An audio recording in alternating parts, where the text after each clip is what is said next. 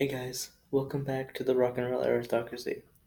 Today's video is going to be on the album Boston by the band Boston. Okay, so if you remember, on Monday we did the video Rumors, or the album Rumors by Fleetwood Mac, and this album, Boston, came out around the same time. So let's take a look into some of the details. As I said, the album title is Boston from the band Boston. It was released on the label of Epic Records, and the album clocks in at 37 minutes and 41 seconds. The album was largely recorded in Foxglove Studio, which is the home studio of Boston guitarist Tom Schultz. That's in Watertown, Massachusetts. Um, Various overlays and redos were recorded at the record plant in Sausalito, California, and the finishing touches were applied at Capitol Studios in Hollywood, California. The album was produced largely by Tom Schultz, who, as I said, was the guitarist for the band, and in some capacity, the album was also produced by John Boylan.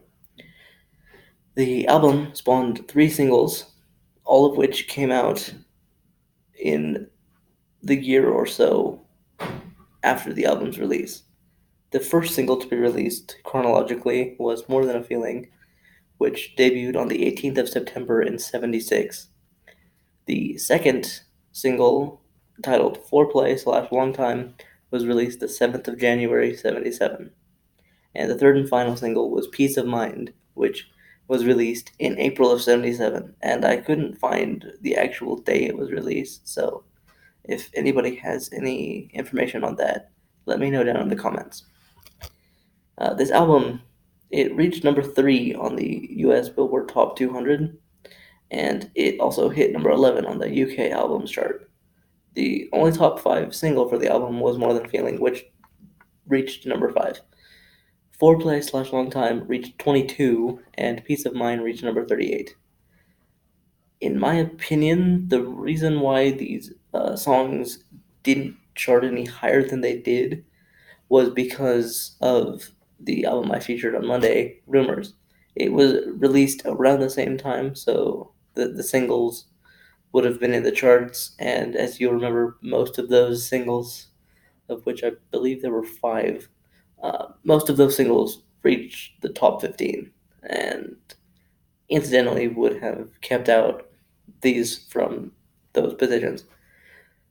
Before I get into my ranking, I just want to say that 2 of the constant members of this band, the singer Brad Delp and the drummer John Sib Hoshian, have both passed away. Delp took his own life in 2007, and Sib Hoshian passed away, I believe, of a heart attack in 2017. So I just want to commemorate their contributions to the band.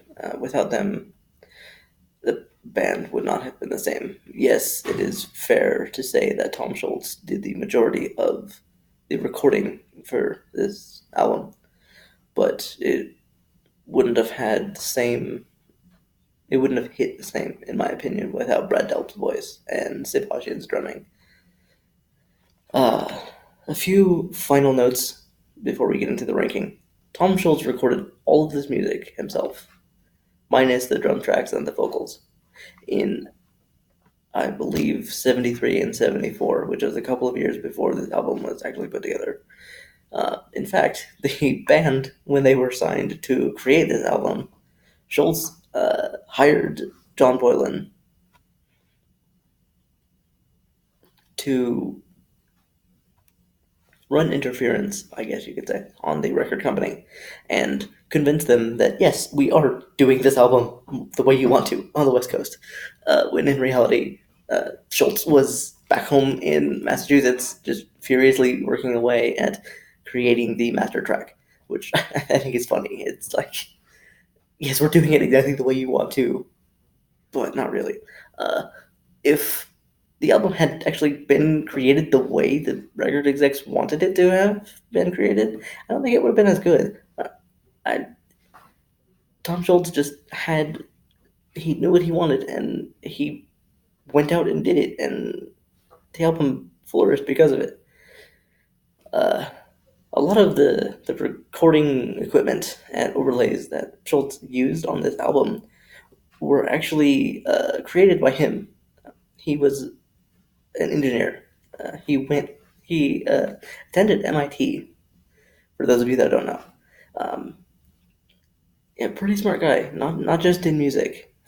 So he he created most of the sounds, the electronic overlays, and so the recording devices and implements that were needed to create these overlays were actually patented uh, and marketed by him, Schultz, who created the company Schultz Research and Development Incorporated as a way to market these inventions, which I thought was pretty interesting. Um, Also, another interesting note that I don't have on my notes, which is the reason I keep looking away. Uh, Tom Schultz worked at Polaroid during this time, and based off of interviews that I've seen of him, he told the interviewers that he would, ask for a leave of absence to record this or go off to California and like meet with the record execs and just like, appease them. And he didn't want to leave Polaroid because, what if the album didn't work out? And so when the album finally did work out, he pulled into his work one day and one of his coworkers said, "Hey, I heard you on the radio this morning." And he'd hear that pretty often, and he'd never really be able to catch it. And eventually, his boss finally said, "Dude, I'm paraphrasing, just go. You're obviously not, you know, not fully invested in this. Otherwise, you wouldn't have been doing that. And plus, you'll be more well known this way." So he ended up leaving the company to uh, be in this band, which I thought was pretty cool. But all good things. There's an old adage in the music industry that says you have your entire life to create your first album and 1 year to create your second. Boston's case was not as drastic, but the adage fits. The first album that they released, the one that we're covering today, Boston, self-titled, uh, it won the RIAA Century Award for Best Selling Debut Album of All Time. It has amassed 17 million sales in the US alone and 25 million worldwide. To put that in comparison with other Boston albums, their second album, Don't Look Back, which was released just a couple of weeks shy of the 2 year anniversary of their self titled, sold about 7 million copies in the US, which is respectable in any sense, except when you put it up against the fact that they sold 17 million off of their first album and the subsequent 2 recordings that they had were progressively less well received, um, which kind of contributed to most people only knowing of this album and potentially Don't Look Back. Uh, but that's enough about the album, the backstory. Let's get into the track rankings. As I said in my Rumors review, I like all the songs. There just has to be one song that's last on the ranking list. So that's where we're going to start. The song that is last on this ranking, in my opinion, is Hitch a Ride. I wrote that when I was listening to this album last night to remind myself of my personal rankings. I wrote down that this is a soft, serene ballad slash ode type with a keyboard solo reminiscent of Kansas.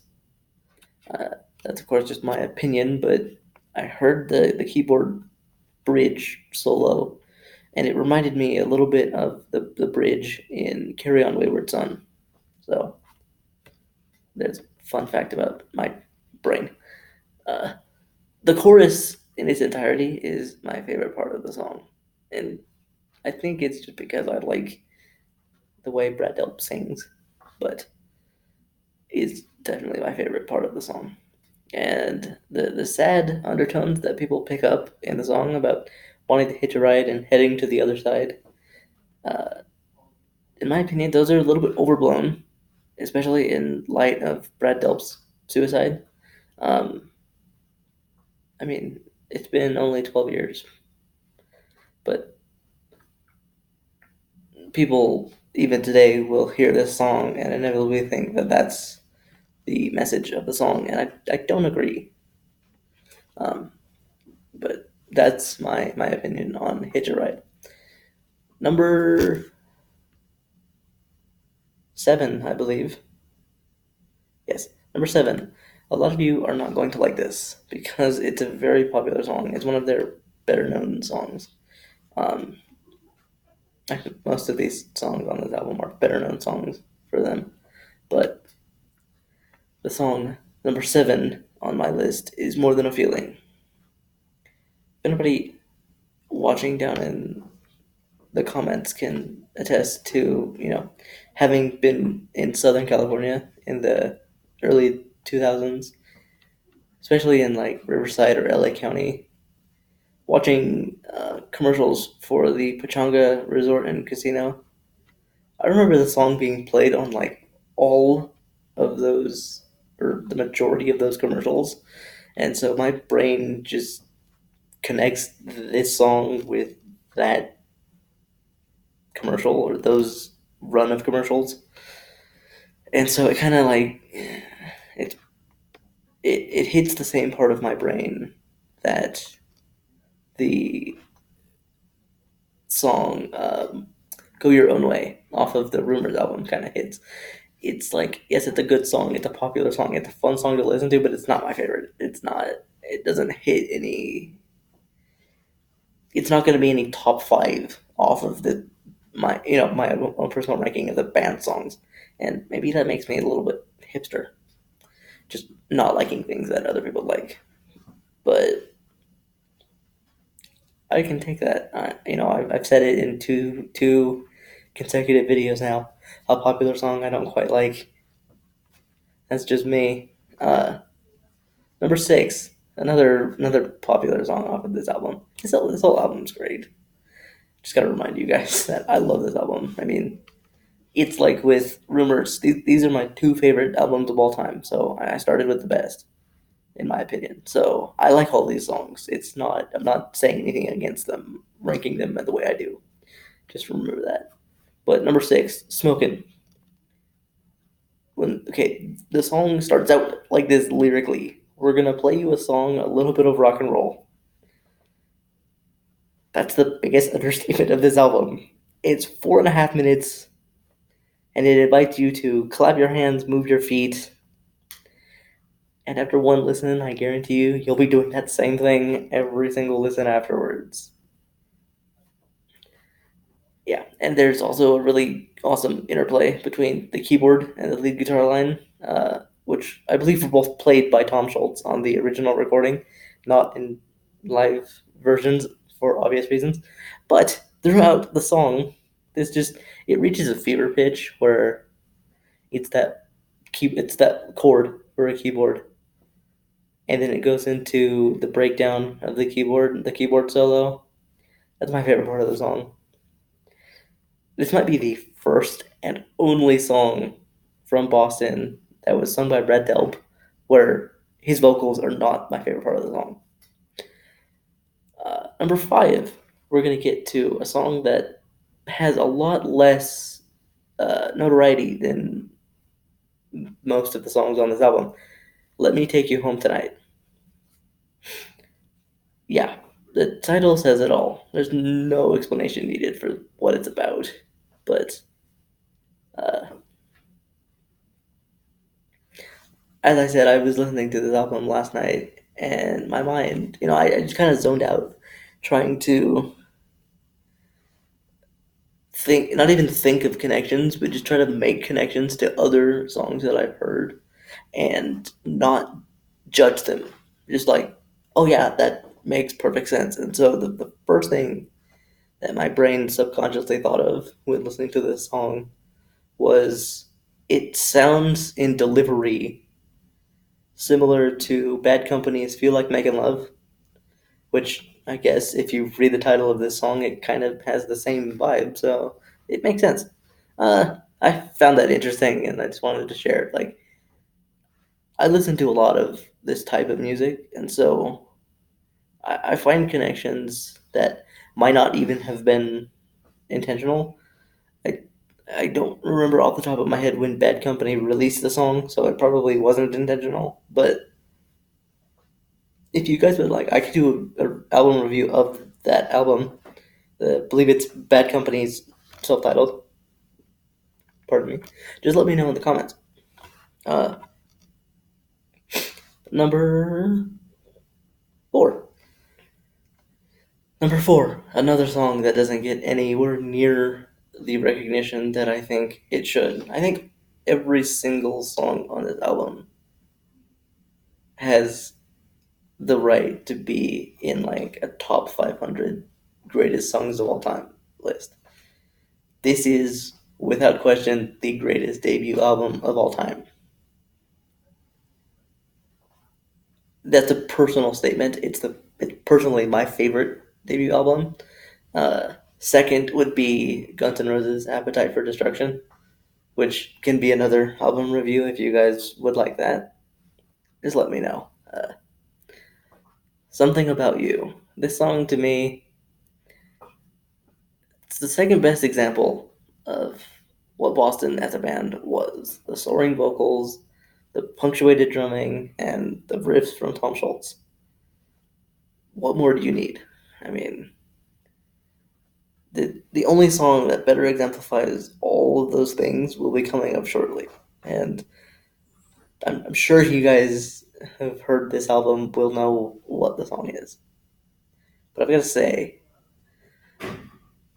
listening, as I said, I tried to just make make connections in my mind that were totally off the wall about this album. And I thought, if I ever made a cheesy, witty in like quotation marks dating profile bio that would probably say something along the lines of looking for someone to listen to Boston with. Must be willing to scream out the last line of something about you and driving in the car. I've gotta have you.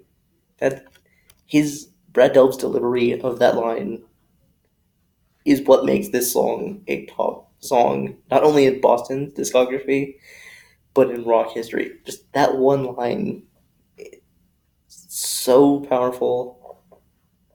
His delivery, perfect. That right by itself warrants this spot on my list.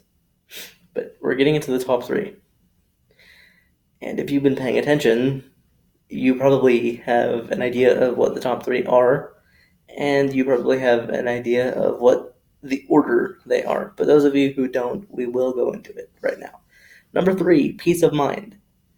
If you're stressed out and looking for a sign that things will be okay, this is your song. There's a line in the song that says, quote, I know about indecision, but I don't care if I get behind.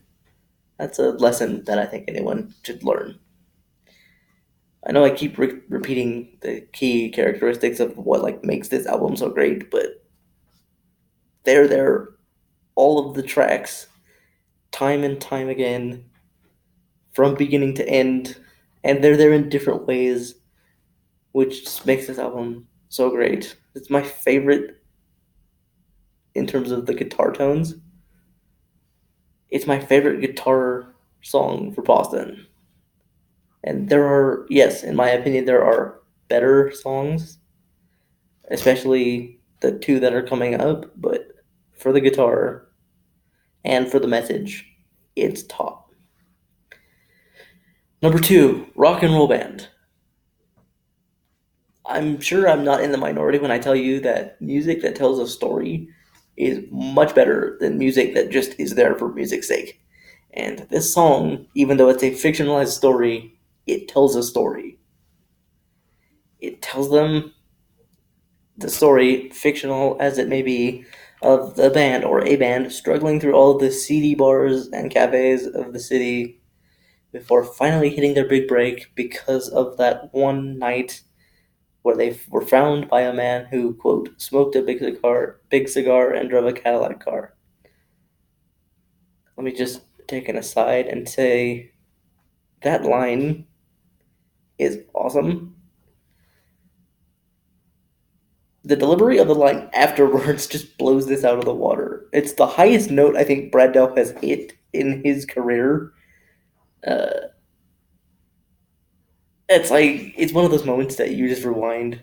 It, if you're not listening to it on vinyl, you just rewind and listen to it again because it's like he just demolishes the note in the best way. I swear that's like I mean the song could be the worst song ever, and if that note was in it, I would listen to it 100 times just for that note. But we're coming to the end. We're here. It's been a long time.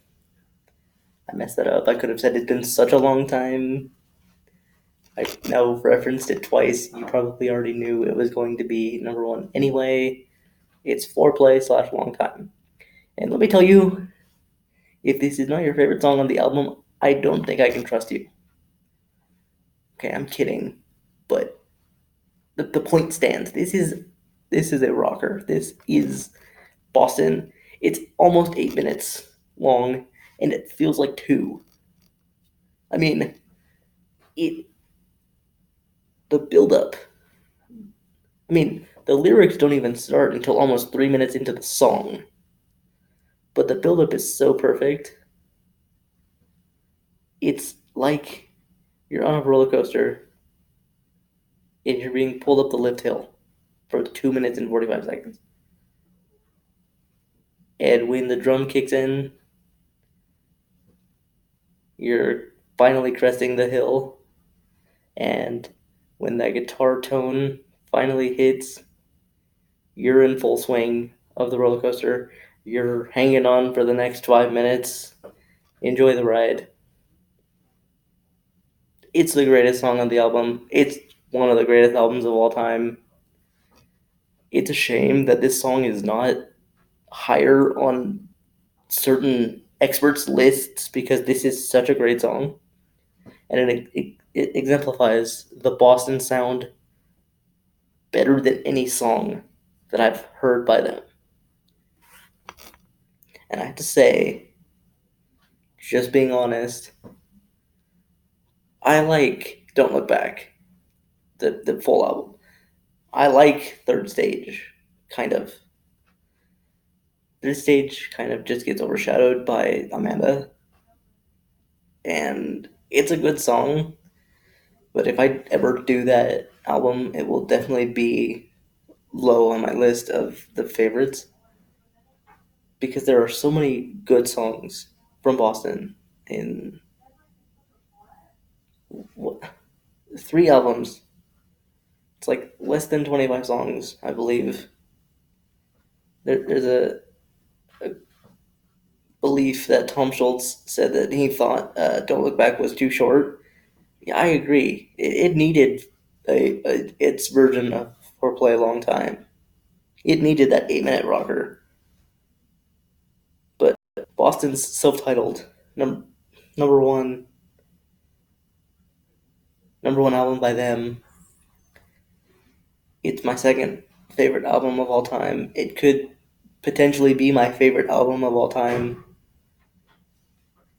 The reason I put Rumors ahead of it is because there are more songs on Rumors, and the time, the elapsed time for each album is roughly the same, but there are more songs on Rumors. It's more content for me, and that's what puts it ahead.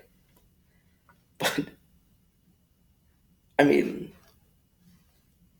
you make us the second greatest album of someone's opinion. It's pretty awesome. And who am I really? This is a great album. I hope if any of you are out there and have not heard the album, I hope this is a push to go and listen to it. Uh, there's really nothing else to say. This has been Logan. You've been watching the Rock and Roll Aristocracy. On Friday, I've got another album for you.